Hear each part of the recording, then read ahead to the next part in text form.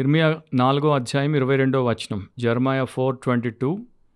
నా జనులు అవివేకులు, వారు నన్నెరగరు, వారు మూఢులైన పిల్లలు, వారికి తెలివి లేదు. కీడు చేయుటకు వారికి తెలియను గాని మేలు చేయుటకు వారికి బుద్ధి చాలదు. ప్రవక్త అయినటువంటి ఇర్మియా ద్వారా దేవుడు తన ప్రజలను ఉద్దేశించి పలికినటువంటి బాధాకరమైనటువంటి మాటలు. దేవుడు తన ప్రజల గురించి ఇలా పలకాల్సినటువంటి పరిస్థితి రావడం చాలా చాలా దారుణమైనటువంటి పరిస్థితి. ఎందుకంటే దేవుడు జ్ఞానము, ఆయన జ్ఞానమును తన ప్రజలకి అనేక రకాలుగా ఇస్తూ వచ్చినప్పటికీ వారు ఈ దీనస్థితిలో ఉండడం అనేది ఇంకా వారికి ఉన్నటువంటి మానసిక లేక వ్యక్తిత్వ దారిద్ర్యం. ఈరోజు మన అంశం ఏంటంటే మై పీపుల్స్ ప్లైట్, నా ప్రజల పరిస్థితి. సో ఒకవైపున దేవుడు బాధతో అంటున్నాడు, ఇంకొక వైపున కోపంతో అంటున్నాడు. అక్కడ పలికినటువంటి మాటలన్నీ కూడా సూటిగా ఆయన పలికినటువంటి మాటలు, తన ప్రజల పరిస్థితిని అద్దం పట్టి చూపిస్తున్నటువంటి పరిస్థితి. అండ్ ఆయన ఎట్లా అన్నాడు? నా జనులు అన్నాడు, ఆ జనులు అనలేదు, నా జనులు అన్నాడు. అంటే వీరందరూ కూడా దేవుడితో నిబంధన చేసిన ప్రజలు. అబ్రహాముతో దేవుడు మాట్లాడి అతన్ని పిలిచాడు. తర్వాత ఇశ్రాయేల్తో దేవుడు ఒప్పందం చేశాడు, వారిని దీవించాడు, ఇశ్రాయేల్ను ఒక పెద్ద జనాంగంగా మార్చాడు, వారిని అనేక రకాలుగా ఆయన నడిపించాడు. కాపరి తన మందను నడిపించినట్టు నడిపించాడు. దేవుడు ఎంత మంచి కాపరో కీర్తన 23 మనకు చెప్తోంది. వారికి ఏమీ తక్కువ చేయలేదు. వారికి కావలసిన ప్రతిసారి దేవుడు వారితో మాట్లాడాడు. వారికి ఒక ధర్మశాస్త్ర గ్రంథాన్ని ఇచ్చాడు, వారికి ప్రవక్తల్ని పంపాడు, వారి మధ్యలో జ్ఞానులను ఉంచాడు. అయినా కూడా వారు ఇలాంటి స్థితిలోనికి రావడానికి గల కారణం ఏంటి అంటే వారిలో ఉన్నటువంటి పాపమే, వారిలో ఉన్న స్వార్థమే, వారిలో ఉన్నటువంటి అవలక్షణాలే. సో నిబంధన ప్రజలు నిబంధనను గైకొనలేదు, మీరారు. సో అక్కడ పలికినటువంటి మాటల్ని మనం ఒక్కొక్కటి చూసుకుంటూ పోతే మొదట్లో ఆయన ఏమంటున్నాడు? నా జనులు అవివేకులు. సో వారి మీద మోపినటువంటి మొదటి నింద లేకపోతే మొదటి అపరాధము, నేరము ఏంటి అంటే వారు అవివేకులు. ఆ పదానికి అర్థం ఏంటంటే వారు నిజముగా తెలుసుకోదలుచుకోని వారు నేర్చుకోవడానికి ఇష్టపడని వారు. They refuse to know. అంటే నేను నీకు నేర్పిస్తాను అన్నా నాకు అక్కర్లేదు, నాకు ఇష్టం లేదు, నాకు దాంట్లో ఇంట్రెస్ట్ లేదు, నేను నేర్చుకోను అంటారు చూడండి కొంతమంది. ఆ ప్రకారం ఉన్నారనమాట. సో దైవ జ్ఞానం విషయంలో వీరు నేర్చుకోవడానికి ఎందుకు ఇష్టపడలేదు? ఎందుకంటే దేవుడు చెప్పేటువంటి మాటలు ఎప్పుడైతే మనం నేర్చుకుంటామో దాని ప్రకారం నడుచుకోవాలి. సో దేవుడి జ్ఞానాన్ని మనం పొందుకున్న తర్వాత దాన్ని మనం కాదనలేం, దాన్ని మనం తిరస్కరించలేం, దాని కిందికి మనం వచ్చేస్తాం. దాని యొక్క అధికారంలోనికి దేవుడు మనల్ని తీసుకుని వస్తాడు. సో దేవుడు మనతో మాట్లాడితే ఆయన ఏమై ఉన్నాడో చెప్తాడు, మనమేంటో చెప్తాడు. ఆయన సర్వాధికారి, సార్వభౌముడు, ఆయన సమస్తమును ఎరిగి జరిపించువాడు. అండ్ మనం ఆయనకి దాసులం కనుక దేవుడు చెప్పింది మనం చెయ్యాలి. ఇలాంటివన్నీ మనకొద్దు అని చెప్పి దేవుడి జ్ఞానమును లేక దేవుడు చెప్పిన విషయములను తెలుసుకోదలుచుకొని వారు. అండ్ దానికి అంత విలువనివ్వలేదు, ప్రాముఖ్యంగా దాన్ని ఎంచలేదు, దాన్ని తృణీకరించినటువంటి వారు. అండ్ అలాంటి వారు నేర్చుకోరు, వారు అన్టీచబుల్ పీపుల్గా ఉంటారు. అంటే వారికి ఎవరు ఏమీ నేర్పించలేరు. అండ్ వారు ఆ ప్రకారం వారి జీవితాన్ని దిగజార్చుకుంటారు, నాశనం అవుతారు. ఆ రోజున మరలా క్రైస్తవ చరిత్రలో కూడా మనం చూస్తే ఇట్లాంటి ప్రజలు మనకు కనపడతారు. వీళ్ళు ఇర్రాషనల్ అన్నమాట. అంటే వీరికి బొత్తిగా బుద్ధి, బొత్తిగా వివేకము లేనటువంటి వారు. ఒకప్పుడు ఒక రైతు అమెరికాలో, ఆయన పిల్లలు లేరు, ఆయన భార్య మాత్రమే. అండ్ ఆయన వైపు వారు ఎవరు లేరు, భార్య వైపు కుటుంబం ఉంది. కానీ ఈయన ఏం చేశాడంటే తన భార్య వైపు కుటుంబాన్ని ఇష్టపడలేదు, వారిని అసహించుకుంటాడు. కనుక ఒకవేళ మేమిద్దరం చనిపోతే ఆ పాటికి భార్య మరి చాలా రోగగ్రస్తురాలిగా ఉంది, మరణ పడక మీదకి వచ్చిందంటే ఈమె త్వరలో చనిపోతుంది, తర్వాత నేను కూడా ఎప్పుడో చనిపోతాను. మా దగ్గర ఆ రోజుల్లో పాతకాలమే $2.5 లక్షల ఉన్నాయి, చాలా పెద్ద మొత్తం అది.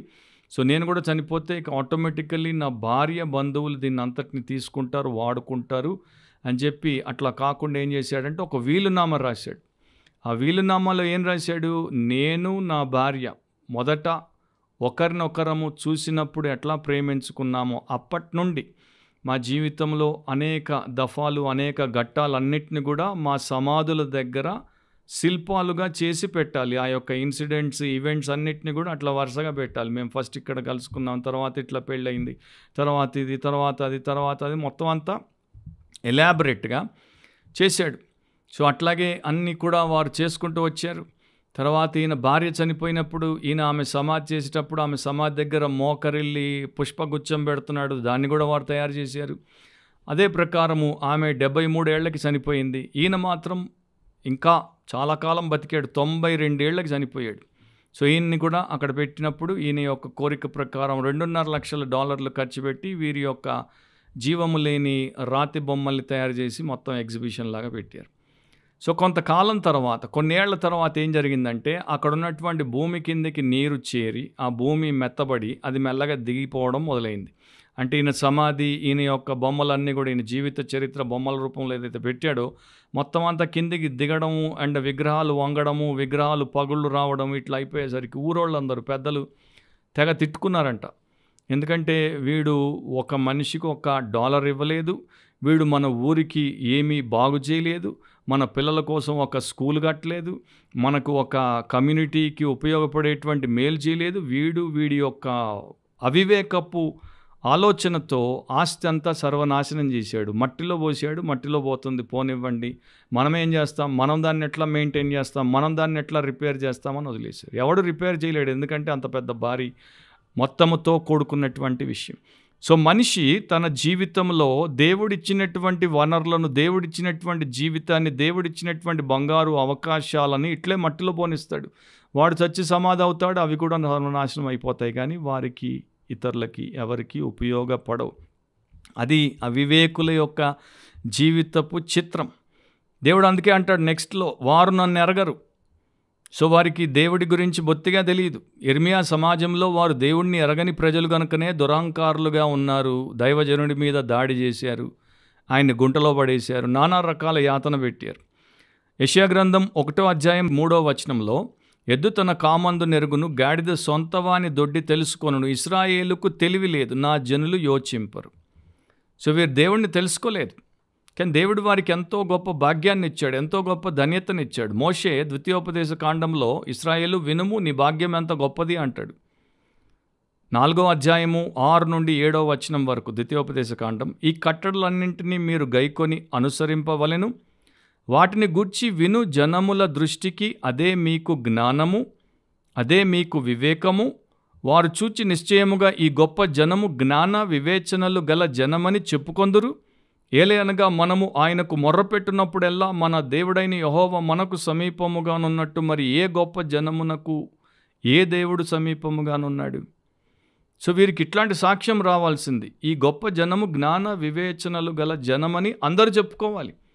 కానీ వీరిని దేవుడే తప్పుపడుతున్నాడు. నా జనులు వివేకము లేనివారు, నా జనులు మూర్ఖులు, నా జనులకు నేను తెలియదు. ద్వితీయోపదేశ కాండం 30వ అధ్యాయం 12 నుండి 14 వరకు, మనము దానిని విని గైకొనున్నట్లు ఎవడు ఆకాశమునకు ఎక్కిపోయి మన యొద్దకు దాన్ని తెచ్చును అని నీవనుకొనుటకు అది ఆకాశమందు ఉండున్నది కాదు. మనము దాన్ని విని గైకొన్నట్లు ఎవడు సముద్రము దాటి మన యొద్దకు దాన్ని తెచ్చును అని నీవు అనుకొననేలా అది సముద్రపు అద్దరి మించున్నది కాదు. నీవు దానిని అనుసరించుటకు ఆ మాట నీకు బహు సమీపముగానున్నది, నీ హృదయమున నీ నోటనున్నది. సో దేవుడి వాక్యం మనకి తెలియకుండా ఎక్కడో దూరాన ఆకాశంలోనో లేకపోతే సముద్రం అవతలో లేదు, అది మన హృదయంలో, మన నోట్లో ఉంది. దాన్ని తెలుసుకోవడం, దాన్ని ధ్యానించడం, దాని ప్రకారం దేవుణ్ణి మనం వెంబడించుట, అది మనకు దేవుడిచ్చిన ధన్యత. సో ఇప్పుడు బైబిల్ మన దగ్గరే ఉంది. అండ్ సంఘానికి వెళ్ళేటువంటి ప్రతి క్రైస్తవులకి ప్రతి వారము దేవుడు అనేక రకాలుగా బోధ వినిపిస్తున్నాడు. మంచి ఆత్మీయ సంఘాల్లో అండ్ మంచి ఆత్మీయ సందేశాలు ఇప్పటికి కూడా మనకు ఆన్లైన్లో పాతకాలపు భక్తులవి అవైలబుల్గా ఉన్నాయి.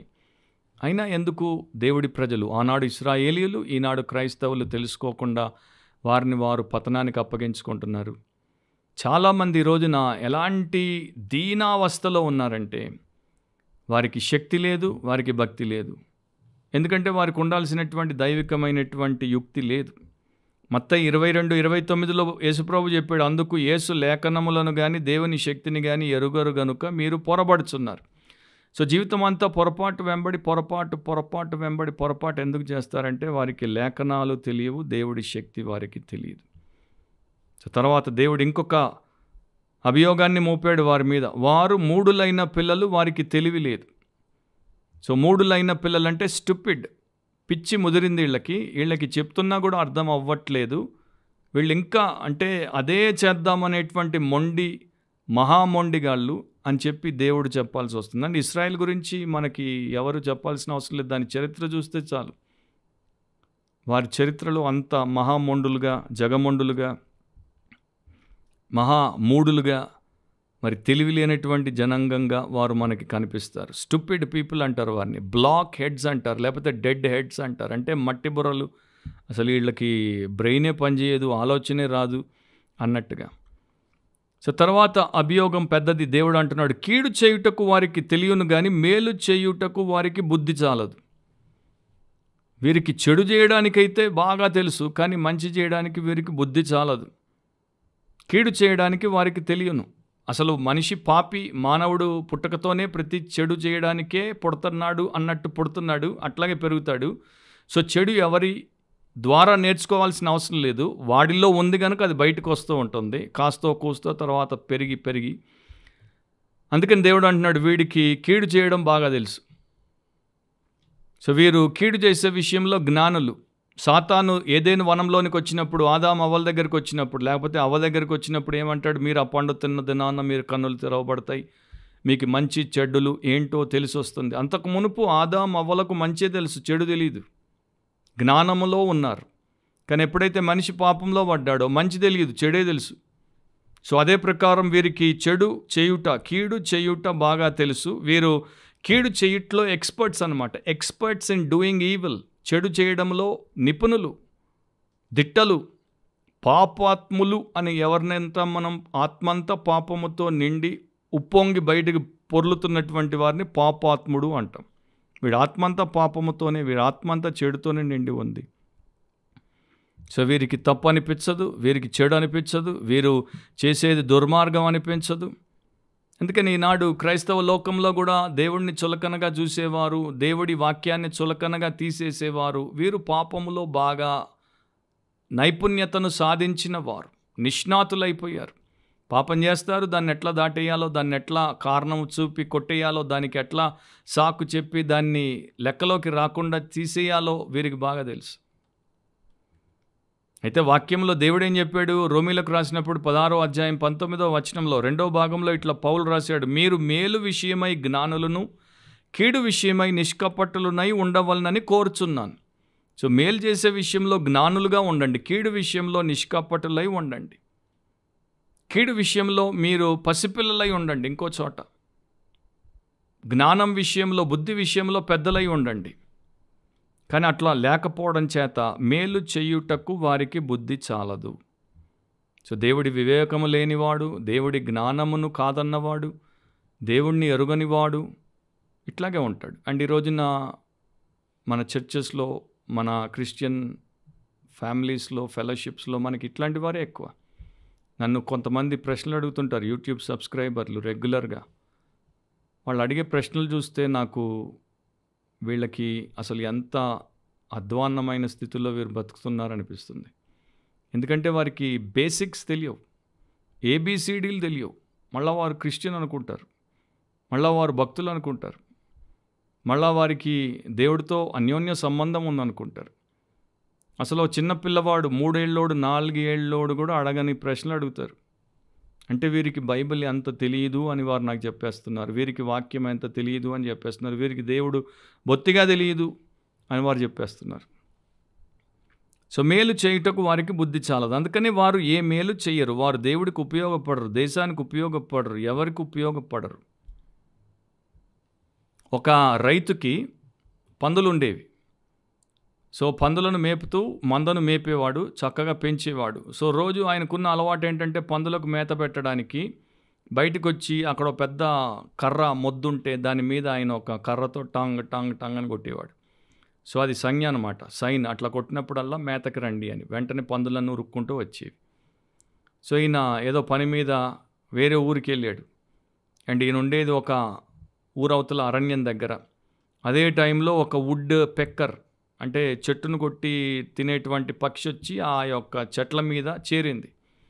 సో ఈయన లేడు, అది వచ్చేసి టకా టకా టకా కొడుతుంటే పందులన్నీ శబ్దం వచ్చిన చెట్టు వైపు కురికాయి. కానీ అక్కడ రైతు లేడు, అక్కడ మేత లేదు, అక్కడ వుడ్ పెక్కర్ దాన్ని చచ్చిన వృక్షాన్ని కొడుతుందన్నమాట. దాని తర్వాత ఇంకో 2 గంటలకు ఇంకో చెట్టు దగ్గరికి పోయి కొడుతుంది అది. ఇవన్నీ అక్కడికి ఉరికాయి. ఇంకో చోటుకి వెళ్ళి కొడుతుంటే అక్కడికి ఉరికాయి. సో రైతు తిరిగి వచ్చేసరికి ఇవన్నీ బాగా బలంగా ఉన్నాయి, మేతతో చక్కగా మెరుస్తున్నాయి, బలిసి ఉన్నాయి అని చుట్టుపక్కల ఉన్నటువంటి వాళ్ళందరూ చెప్పుకునేవారు. కానీ రైతు వెనక్కి వచ్చేసరికి ఇవి ఒక చెట్టు నుండి ఇంకో చెట్టుకి వుడ్ పెక్కర్ తీసుకుపోతున్నట్టు పోయి ఉరికి మేత లేకుండా అలిసి బక్క చిక్కిపోయాయంట. సో దీంట్లో వారు చెప్పేటువంటి సత్యం ఏంటంటే, మేత పెట్టేటువంటి రైతు లేకపోతే, మేత దొరక్కపోతే ఇట్లాగే లోకం వెంబడి పడి, చచ్చిన వాటి వెంబడి పడి, ఒకదాని వెంట ఒకటి అని తిరుగుతూ తినడానికి లేక బక్క చిక్కి చావాల్సిన పరిస్థితి వస్తుంది. అండ్ ఆ పందుల్లాగే చాలామంది మనుషులు ఈ రోజున బ్రతుకుతున్నారు అని దాంట్లో రాశారు. దాన్నే హ్యూమన్ డిప్రావిటీ అంటారు. అంటే మనిషిలో ఉన్నటువంటి ఆ దిగజారుడుతనం అంటారు. సో అట్లా మనిషి ఈ రోజున లోకంలో ఉన్నటువంటి ధనం వెనక, లేక భోగం వెనక, లేక సుఖం వెనక, సౌకర్యం వెనక, వినోదం వెనక, మద్యం వెనక, మాదక ద్రవ్యం వెనక, మరో దాని వెనక పడి నాశనం అయిపోతున్నాడు. అన్నిటికీ టైం ఉంటుంది, అన్నిటి మీద ఆసక్తి ఉంటుంది, కానీ దేవుడి వాక్యం మీద ఆసక్తి ఉండదు. చూసేవి చాలా చూస్తుంటాం. ఈ రోజున గ్యాడ్జెట్ మన చేతుల్లోనే ఉంది. ప్రతి మనిషి ఒప్పుకుంటాడు. ఎంత బిజీ మ్యాన్ అయినా, ఎంత పెద్ద బిజినెస్ మ్యాన్ అయినా, ఎంత పెద్ద పాలిటీషియన్ అయినా, ఎంత పెద్ద ప్రొఫెసర్ అయినా, లేకపోతే ఎంత పెద్ద అడ్మినిస్ట్రేటర్ అయినా, ప్రతి ఒక్కరి దగ్గర ఫోన్ ఉంది. ఫోన్లో వాడు టైం దొరికిన కొలది వాడికి ఇంట్రెస్ట్ ఉన్నవి, మంచివి, చెడ్డవి, చెత్తవి, అసహ్యమైనవి, బూతువి అన్నీ చూస్తూనే ఉంటాడు. అలా మనల్ని మనము అపవిత్రతకి, అజ్ఞానానికి, అధమత్వానికి, అక్రమానికి నిరంతరం అప్పగించుకుంటూనే ఉంటాం. కానీ దేవుడికి, దేవుడి యొక్క జ్ఞానానికి, దేవుడి వాక్యానికి, ఆత్మ నడిపింపుకి, పరిశుద్ధతకి అప్పగించుకోం. అందుకే నా ప్రజల పరిస్థితి అని దేవుడు వాపోయాడు. ఇప్పటికి కూడా వాపోతున్నాడు. అప్పటికన్నా ఇప్పుడు ఇంకా దుస్థితి దయానీయంగా ఉంది. నీ పరిస్థితి అట్లా ఉంటే జాగ్రత్త. ఆయన వాక్యము సత్యము, దాన్ని మనం ఎదురించలేం, దాన్ని మనం తోసేయలేం, దాన్ని కాదనలేం. ఆయన వాక్యానికి లోబడితే, మనస్సు మార్చుకుంటే, మారు మనసు పొందితే, జీవితాన్ని దేవుడు చెప్పినట్టు మనం తిరిగి అమర్చుకుంటే మనకి క్షేమం. సో మరోసారి నీ వాక్యమే సత్యంలో దేవుడు మనల్ని కలిపేంత వరకు మనలో ప్రతి ఒక్కరూ అలా మారాలని, ఉంటారని ఆశించి ప్రార్థిస్తూ, ప్రభువైన యేసుక్రీస్తు యొక్క అపారమైన కృప మీ ఆత్మలకు తోడై ఉండి మిమ్మును తన జ్ఞానముతో నింపి శుద్ధి చేయునుగాక. ఆమేన్.